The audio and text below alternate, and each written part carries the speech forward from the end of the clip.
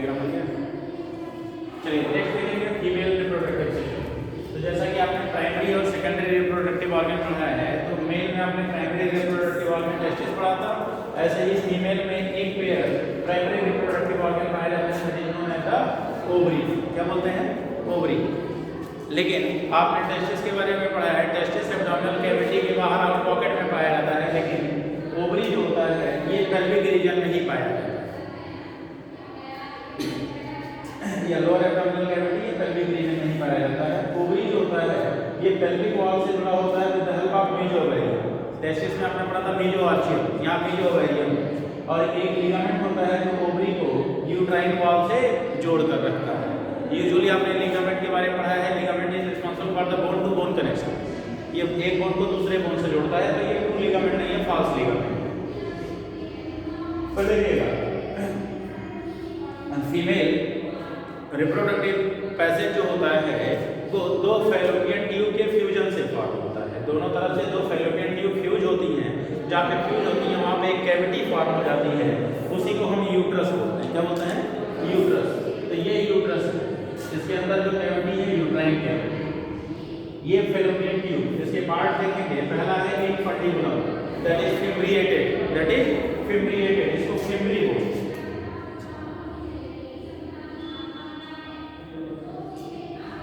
Fimbriae. तो सबसे पहले देखिएगा जो ओवरी होता है जब ये एग को रिलीज करता है तो सबसे पहले एग सीलोमिक कैविटी में जाता है, कहाँ जाता है सीलोमिक कैविटी।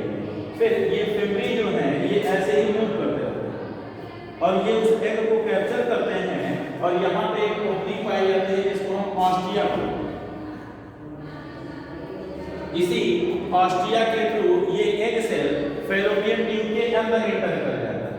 तो ये इनफंडिबुलम होता है क्योंकि फिम्ब्रिएटेड होता है, मार्जिनल पोर्शन है जो उसमें फिम्ब्री लगातार ऐसे ही मूव करती रहती हैं और ये एक सेल को कैप्चर करके ऑस्टिया के थ्रू कहाँ भेज देती हैं एम्पुला में, that is the widest part of the fallopian tube, widest part of fallopian tube, ये फैलोपियन ट्यूब का वाइडेस्ट पार्ट होता है। ठीक है, इसके बाद एक यहाँ से नैरो डक्ट लाइक स्ट्रक्चर कराई होता है that is known as the isthmus, और इस्थमस का कुछ पार्ट जो होता है यूट्राइन कैविटी के अंदर इनवेजिनेट होता है, धंसा हुआ होता है, उसी को हम बोलते हैं यूट्राइन पार्ट। ये यूट्राइन कैविटी हो गई और ये यूट्रस की वॉल है। यूट्रस की वॉल जो होती है वो तीन लेयर से मिलकर के बनी हुई होती है, बाहर की तरफ पेरीमेट्रियम, बीच वाला मायोमेट्रियम और सबसे अंदर वाला लेयर जो होता है वो एंडोमेट्रियम कहलाता है। यूट्रस का जो डिस्टल दूर वाला हिस्सा नैरो पार्ट होता है that is known as the cervix, और सर्विक्स ओपन होता है vaginal cavity through the cervical canal, ये सर्वाइकल कैनाल कहलाता है और ये वेजाइना है। Vagina is the copulatory organ of female, not the external genital organ, ये कॉपुलेटरी ऑर्गन होता है। तो सर्विक्स या सर्वाइकल कैनाल प्लस वेजाइना इसको मिला करके हम बर्थ कैनाल बोलते हैं, because this passage allowed to the passage of the embryo या फीटस। तो चाइल्ड बर्थ जो है इसी पैसेज के थ्रू होता है, तो इसीलिए हम इसको बर्थ कैनाल भी बोलते हैं। फिर ध्यान दीजिएगा वेजाइना और सर्विक्स के बीच में एक थिन मेम्ब्रेनस स्ट्रक्चर पाया जाता है that is known as the hymen. इसमें सेंट्रल परफोरेशन होता है for the passage of the menstrual blood flow. तो मेंस्ट्रुअल ब्लड जो होता है वो इसके थ्रू नॉर्मली पास हो सके इसके लिए यहाँ पे एक परफोरेशन पाया जाता है इसमें। तो hymen is the central perforation. पहले हाइमेन को वर्जिनिटी का साइन माना जाता था, लेकिन प्रेजेंट टाइम में नहीं कंसीडर किया जाता है क्योंकि फीमेल भी कई सारी ऐसी फिजिकल एक्टिविटी में इन्वॉल्व होती हैं, जैसे रनिंग है, साइकिलिंग है और कई सारे स्पोर्ट्स में इन्वॉल्व होती हैं, जिसकी वजह से हाइमेन रप्चर हो जाता है। या कई सारे केसेस में देखा गया है कि हैवी मेंस्ट्रुअल ब्लड फ्लो के दौरान भी हाइमेन रप्चर हो जाता है, तो इस वजह से अब इसको वर्जिनिटी का साइन नहीं माना। फिर देखेंगे अगर फीमेल के एक्सटर्नल जेनिटल ऑर्गन की हम बात करें तो उसको हम वल्वा बोलते हैं। क्या बोलते हैं? वल्वा।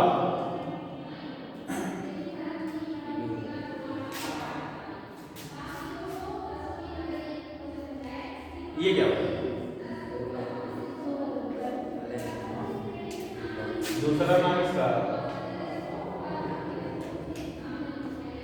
वेलम पैलेटाई। वेलम पैलेट है। ये सॉफ्ट पैलेट का जो हैंगिंग स्ट्रक्चर होता है ना, ऊपर से लटक रहा हुआ होता है, पिंक कलर का स्ट्रक्चर जो आपको दिखाई देता है आपके गले, वो यूविला, UVULA, ये VULVA, तो कंफ्यूजन क्रिएट कर देगा, ठीक है। तो ये वल्वा है, नॉट अ कॉपुलेटरी ऑर्गन। ये एक्सटर्नल जेनिटल ऑर्गन होता है। कॉपुलेटरी ऑर्गन फीमेल का क्या होता है? वेजाइना। तो अगर फीमेल के एक्सटर्नल जेनिटेलिया की बात करें तो फीमेल का जो एक्सटर्नल जेनिटेलिया होता है यानी वल्वा होता है, दो स्किन फोल्ड से मिलकर के बना हुआ होता है। The outer skin fold is known as the labia major या लेबिया मेजोरा कहलाता है। अंदर की तरफ थिन मेम्ब्रेनस फोल्ड होता है, that is known as the labia minora और लेबिया माइनर। इसका जो एंटीरियर पार्ट होता है एक्सटर्नल जेनिटल ऑर्गन का, ये थोड़ा सा उभरा हुआ होता है, सॉलिड स्ट्रक्चर होता है, that is known as the mons pubis और मॉन्स वेनरिस, और इसी पर प्यूबिक हेयर्स पाए जाते हैं विद द प्यूबिक हेयर। इसके बाद देखेंगे जो लेबिया माइनोरा है, इसके अंदर जो खाली स्पेस होता है उसको हम वेस्टिब्यूल बोलते हैं। इस वेस्टिबुलर रीजन में दो ओपनिंग होती है।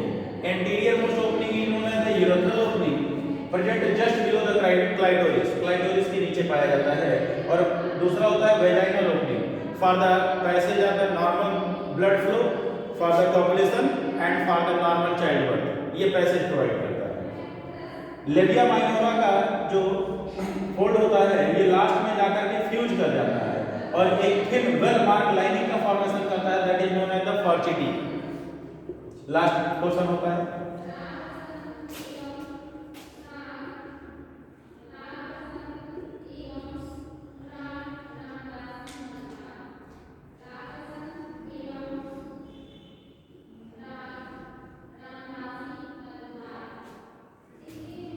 फीमेल एक्सटर्नल जेनिटल ऑर्गन और एनल ओपनिंग के बीच का स्पेस जो होता है वो पेरिनियम कहलाता है। क्या कहलाता है? पेरिनियम। और इस रीजन में कुछ ग्लैंड पाए जाते हैं, अदर मैमल में पेरिनियल ग्लैंड कहलाता है।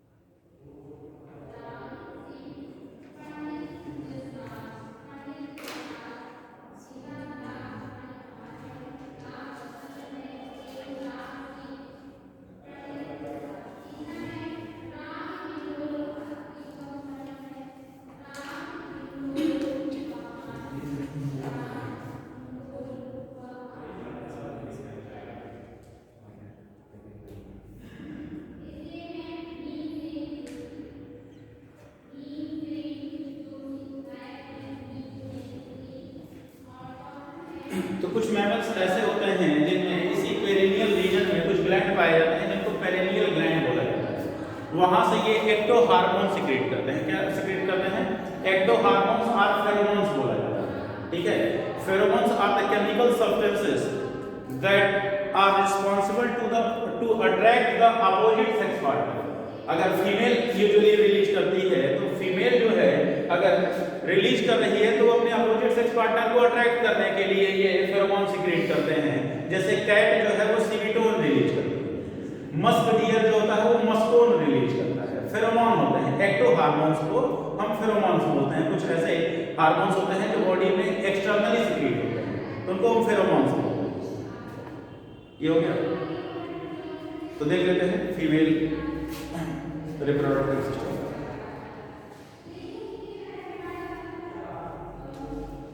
The female reproductive system consists of a pair of ovaries along with a pair of oviduct, uterus, cervix, vagina and the external genitalia located in the pelvic region. The external genitalia bracket में आप लिखना चाहें तो क्या लिख सकते हैं? Vulva. क्या लिख सकते हैं? वल्वा।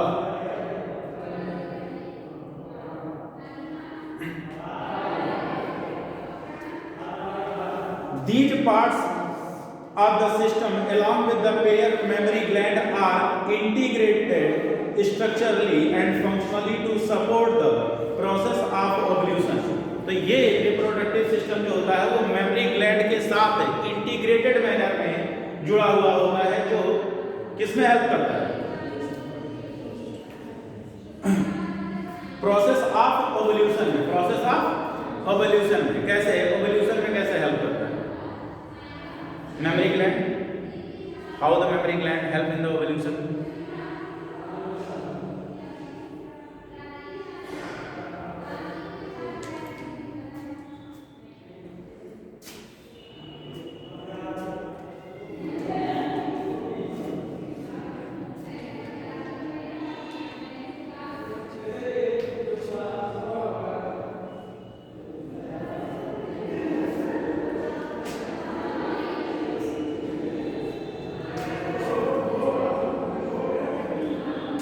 लैक्टेशनल एमिनो ये पता है, तो ओवल्यूशन को चेक करता है ना, तो रेगुलेट तो कर ही सकता है।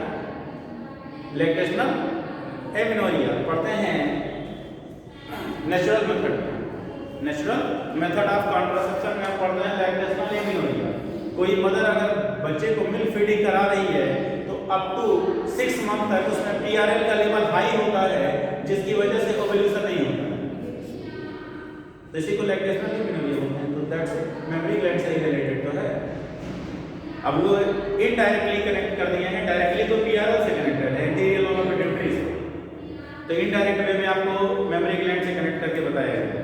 Are integrated structurally and functionally to support the process of ovulation, fertilisation, pregnancy, birth and child care. ये लास्ट वाला अंडरलाइन ये मेमोरी ग्लैंड के लिए चाइल्ड बर्थ एंड केयर में हेल्प करता है कौन, memory gland.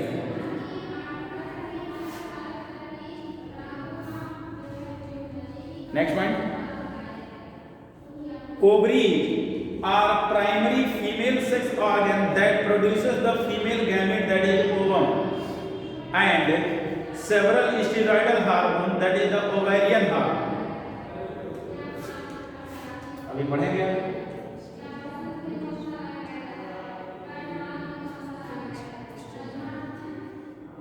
Progesterone and oestrogen, ये ओवेरियन हार्मोन है, स्टेरॉयडल हार्मोन। कैसे, स्टेरॉयडल हार्मोन, नेचर इनका steroidal. The ovaries are located one on each side of the lower abdomen. Lower abdomen cavity में या पेल्विक रीजन में आइदर साइड प्रेजेंट होते हैं, दोनों तरफ present. Each ovary is about 2 to 4 centimetre in the length and it is connected to the pelvic wall and uterus by the ligament।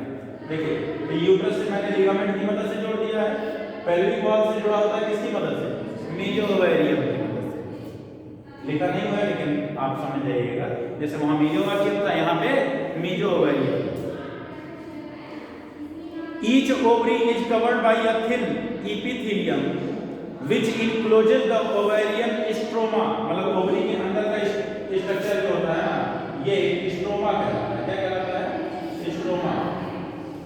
तो stromal cell ही divide करती हैं जो egg cell का production करती है।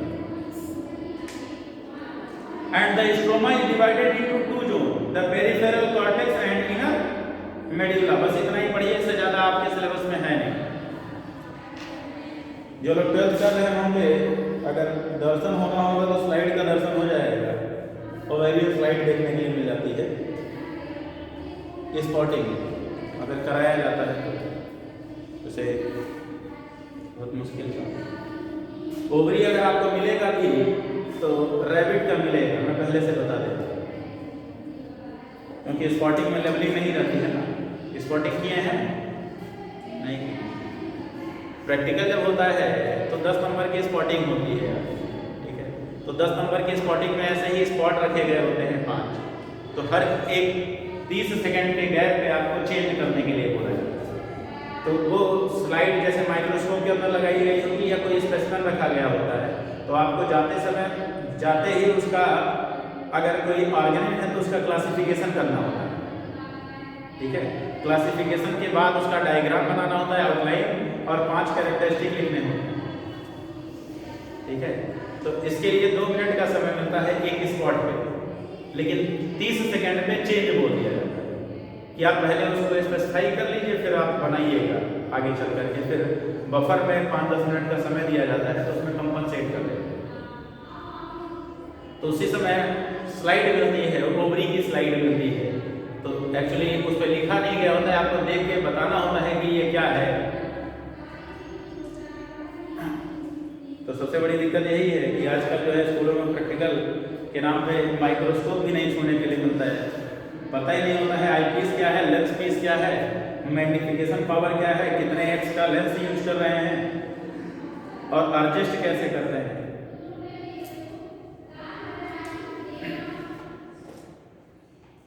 नेक्स्ट पॉइंट देखिए, the oviduct. Oviduct का मतलब होता है फैलोपियन ट्यूब। तो ये पूरा फैलोपियन ट्यूब है, इनफंडिबुलम, एम्पुला, इथमस और यूट्राइन, ये पूरा मिला करके ये क्या कहलाता है? Fallopian tube. फैलोपियन ट्यूब कहलाता है, या इसी को हम बोलते हैं ओविडक्ट। क्या बोलते हैं? ओविडक्ट, मतलब ओवा को जो कंडक्ट करे, oviduct.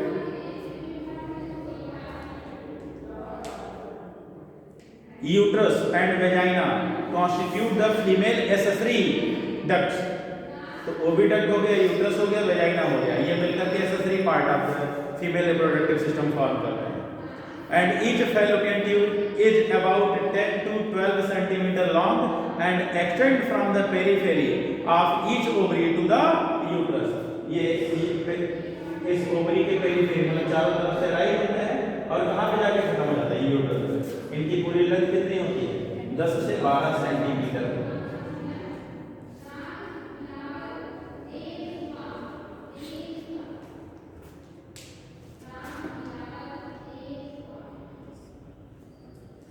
And the part closer to the ovary is the funnel shape infundibulum। तो कह रहे ओवरी के पास का जो हिस्सा है जो फनल शेप का है, कील नुमा स्ट्रक्चर है, कुप्पी जैसा, ठीक है, तो वो क्या है? infundibulum। And the edge of the infundibulum possesses the finger-like projection called the fimbri। इसमें ढेर सारे finger-like projection निकले हुए हैं, उनको क्या बोलते हैं? fimbri बोलते हैं। Which help in the collection of ovum after the ovulation। जैसे ही ओवरी से एग रिलीज होगा तो ये उसको पकड़ करके कैप्चर कर लेंगे और ऑस्टिया के थ्रू कहाँ भेज देंगे? ओविडक्ट के अंदर। And the infundibulum lead to a wider part of the oviduct called the ampulla। तो क्वेश्चन पूछा जाता है widest part of the fallopian tube, ampulla। The last part of the oviduct, that is the isthmus, has narrow lumen and it join the uterus। ये narrow lumen होता है और ये uterus से जाकर जुड़ जाता है, यूट्राइन पार्ट या isthmus। अगला देखिए, नेक्स्ट है यूट्रस के बारे में। Uterus is single and it is also called the womb. ये यूट्रस सिंगल है, यूट्रस को क्या बोलते हैं? वूम्ब बोलते हैं। यूट्रस का साइज जो होता है वो क्लैंप फिस्ट साइज होता है, बंद मुट्ठी के बराबर होता है। वेट की बात करें तो 50 से 60 ग्राम का होता है। मोस्ट स्ट्रेचेबल ऑर्गन होता है यूट्रस। अब सोचिए बंद मुट्ठी के बराबर है, लेकिन जब इसके अंदर एम्ब्रियो होता है यानी बेबी होता है प्रेगनेंसी के दौरान में, तो 2 से 2.5 किलो का बच्चा, आधा किलो का प्लेसेंटा, 1 से 1.5 लीटर एम्नियोटिक फ्लूइड, कुल मिला के 6-7 लीटर हो जाएगा स्पेस। तो इतना ज़्यादा ये स्ट्रेच करता है, तो मोस्ट स्ट्रेचेबल ऑर्गन कहलाता है। पढ़ के गए, क्वेश्चन आया, बहुत अच्छी बात है। एग्जाम में पढ़ रहे थे question, the most stretchable organ कहे, बस करो अभी तो पढ़ के आए, नीचे तुरंत लगे यूट्रस, आगे लिखा होता इन मेल। आगे क्वेश्चन में लिखा हुआ था इन मेल, तो कहे बस करो अभी तो पढ़ के आए, most stretchable organ. Most stretchable organ आगे भी पढ़ लो भैया, किसमें पूछा गया है, मेल में कि फीमेल में? अब फीमेल में होगा तो यूट्रस होगा ना, कि यूट्रस पढ़ लिया तो यूनिवर्सल लगा दो उसको। तो मोस्ट स्ट्रेचेबल ऑर्गन जो होगा मेल में वो यूरिनरी ब्लैडर हो जाएगा, और फीमेल में यूट्रस देन यूरिनरी ब्लैडर। तो बहुत जल्दी में होते हैं, कहते हैं बहुत सस्ता क्वेश्चन मिल गया है। सस्ता मतलब जो आसानी से हो जाए। तो एग्जामिनेशन में जब आपको चीज़ें सस्ती मिले ना तो रीचेक कर लेना चाहिए कि सही है, एक नहीं 2 बार पढ़ लें कि इतना आसान क्वेश्चन क्यों दे दिए, लेकिन उस समय डाउट कौन करे, पेपर इतना बढ़िया है। हाँ, एक साल पूछा गया तो बेसिक अमीनो एसिड,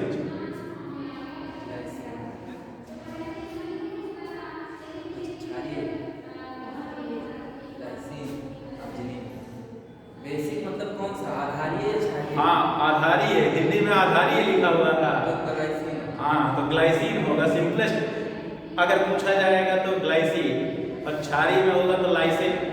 ठीक है, लाइसिन है, आर्जिनिन है। तो जो ज्यादा पढ़ के गए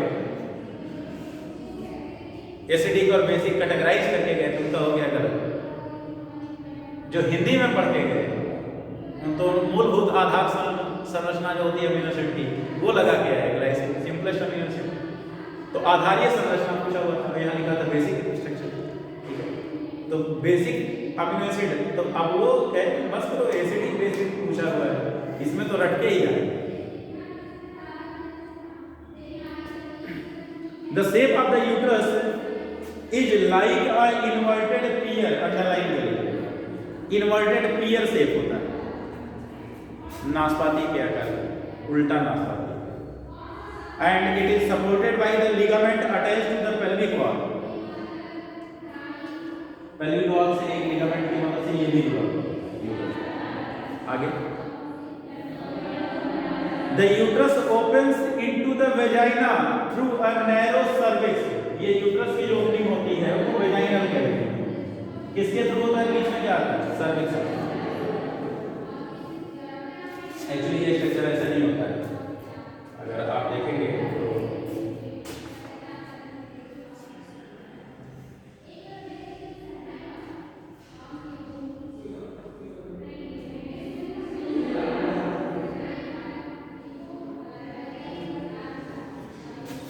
एक्चुअली ये वेजाइनल कैविटी होता है और ये इतना नैरो डिस्टल एंड जो होता है यूट्रस का ये सर्विक्स होता है, ये सर्विक्स है ये इतना हिस्सा। ठीक है, और ये वेजाइनल कैविटी है। तो वेजाइनल कैविटी कुछ इस तरीके से ओपन होता है। ठीक है, या यूट्रस की ओपनिंग जो होती है वो किस तरीके की होती है, इसके ऊपर इस तरीके से यूट्रस होगा। तो यूट्रस की ओपनिंग जो होती है वो नैरो डिस्टल एंड जो होता है यूट्रस का, ये रीजन कहलाता है सर्विक्स और ये कहलाता है वेजाइना। तो यूट्रस वेजाइना में ओपन होता है थ्रू द सर्विक्स, सर्विक्स के द्वारा ओपन होता है। The cavity of the cervix is called the cervical canal. Cervix की जो कैविटी होती है cervical canal, which along with the vagina form the birth canal. तो सर्विक्स वेजाइना के साथ मिलकर के क्या बनाता है, बर्थ कैनाल बनाता है।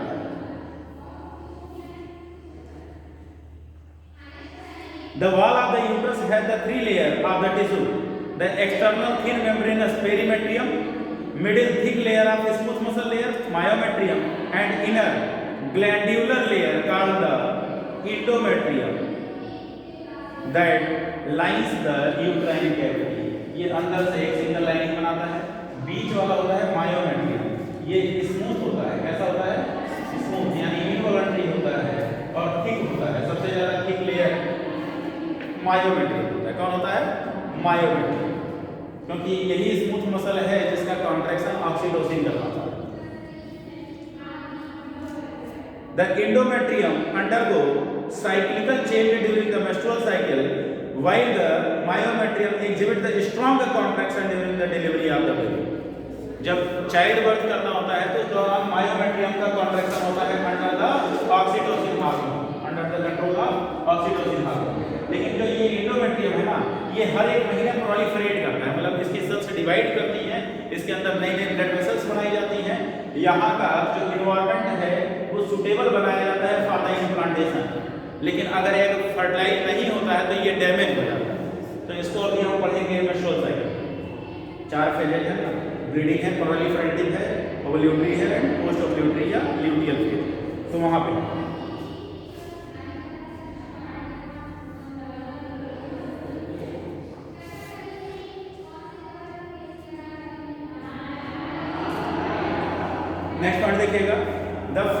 एक्सटर्नल जेनिटलिया, ये फिर इसके बारे में बात कर रहे हैं, external genital organ of female के बारे में बात कर रहे हैं, यानी वल्वा।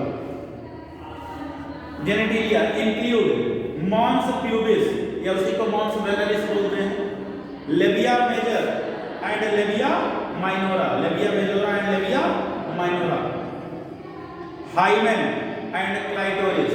देखिए क्लाइटोरिस जो होता है ये फीमेल का एक्साइटेटरी टिश्यू होता है, that is homologous to the glans penis of the male. ये एक्साइटमेंट क्रिएट करता है क्लाइटोरिस, इरेक्टाइल टिश्यू का ये भी बना हुआ स्ट्रक्चर होता है। Mons pubis is a cushion of fatty tissue covered by the skin and pubic hair। तो कह रहे हैं कुशन लाइक स्ट्रक्चर होता है, सॉलिड स्ट्रक्चर होता है मॉन्स प्यूबिस और मॉन्स वेनरिस, और यहां पर प्यूबिक हेयर्स पाए जाते हैं। Labia majora are fleshy fold of the tissue which extend down from the mons pubis and surround the vaginal opening। तो कह रहे हैं कि जो एक्सटर्नल जेनिटल ओपनिंग है, वेजाइनल ओपनिंग है, इसको ये क्या करता है, कवर करता है लेबिया मेजोरा, और लेबिया मेजोरा थिक फोल्ड होता है बाहर की तरफ, and labia minora are the paired fold of the tissue under the labia majora. Labia majora के अंदर थिन मेम्ब्रेनस फोल्ड होता है, लेबिया माइनोरा कहलाता है। And the opening of vagina is often covered partially by a membrane called the hymen, and the clitoris is a teeny finger-like structure which lies at the upper junction of the two labia minora above the urethral opening। तो कह रहे हैं urethral opening के ऊपर यही labia minora जाकर के fuse कर जाता है, जहां पर वहीं पर प्रेजेंट होता है क्या, क्लाइटोरिस।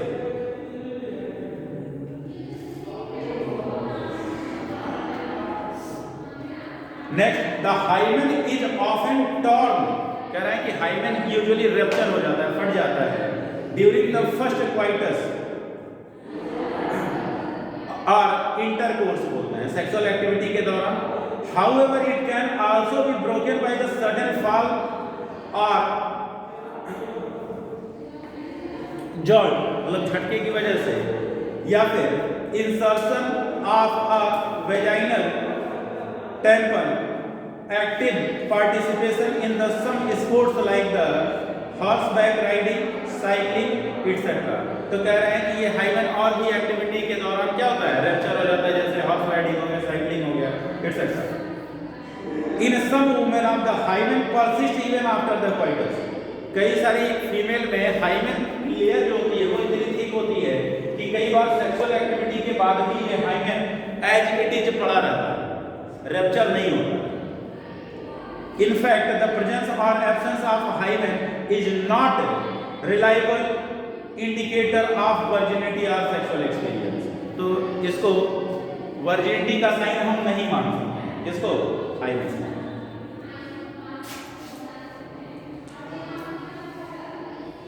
नेक्स्ट है आपको मेमोरी ग्लैंड पढ़ाना है, तो उसके लिए समय लगेगा डायग्राम बनाना। तो आज के लिए इतना ही रखेंगे, बाकी कल कंटिन्यू करेंगे।